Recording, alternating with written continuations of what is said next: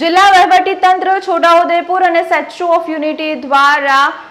ગેરમેળા 2025 અંતર્ગત સાયકલ રેલીનું આયોજન કરવામાં આવ્યું હતું। છોટાઉદેપુર જિલ્લાના કવાંટ તાલુકા ખાતે હોળીના ત્રીજા દિવસે દર વર્ષે વિશ્વવિખ્યાત ભાતીગત ગેરમેળા યોજાય છે। આ મેળાના આયોજનના ભાગરૂપે જિલ્લા વહીવટીતંત્ર છોટાઉદેપુર અને સ્ટેચ્યુ ઓફ યુનિટી તંત્રના સંયુક્ત ઉપક્રમે ગેરમેળો 2025 અંતર્ગત સાયકલ રેલીનું આયોજન કરવામાં આવ્યું હતું। નસવાડી તાલુકાની શ્રીનાથજી હોટલ ચોકડીથી પ્રારંભાયેલી રેલી સ્ટેચ્યુ ઓફ યુનિટી એકતાનગરના પરેડ ગ્રાઉન્ડ ખાતે સમાપન થઈ હતી। છોટાઉદેપુરના કલેક્ટર સુશ્રી ગાર્ગી જૈને જણાવ્યું હતું કે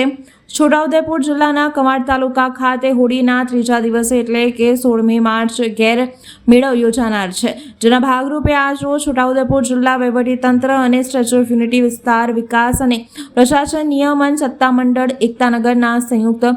ઉપક્રમે સાયકલ રેલીનું આયોજન કરવામાં આવ્યું હતું, જેનો મુખ્ય ઉદ્દેશ ગેરમેળામાં મોટી સંખ્યામાં લોકભાગીદારી જોવા મળે છે।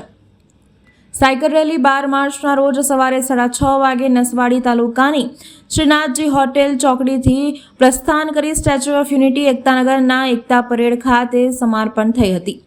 અંદાજિત 37 કિલોમીટર રેલીમાં 200થી વધુ અધિકારીઓએ ભાગ નોંધાવ્યો હતો,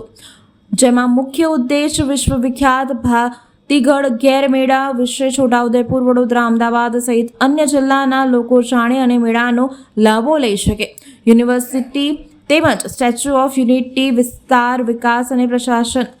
નિયમન સત્તામંડળ એકતાનગર દ્વારા કુલ 125 સાયકલની ફાળવણી કરવામાં આવી હતી અને સંપૂર્ણ સહયોગ મળ્યો હતો। 16મી તારીખે સન્ડે આપણા ગેરના મેળાના આયોજન કવાંટ ખાતે છે, તો એના પ્રચાર માટે બધા લોકોને ખબર પડે કે ગેરના જે મેળા છે એમાં આપણે આવવાના છે અને જે આપણી બધી ટ્રાઇબલ પોપ્યુલેશન છે એમની સોશિયલ વિડીયો છે, કેવી રીતે આ લોકો આપણી લાઈફ વ્યતીત કરે છે,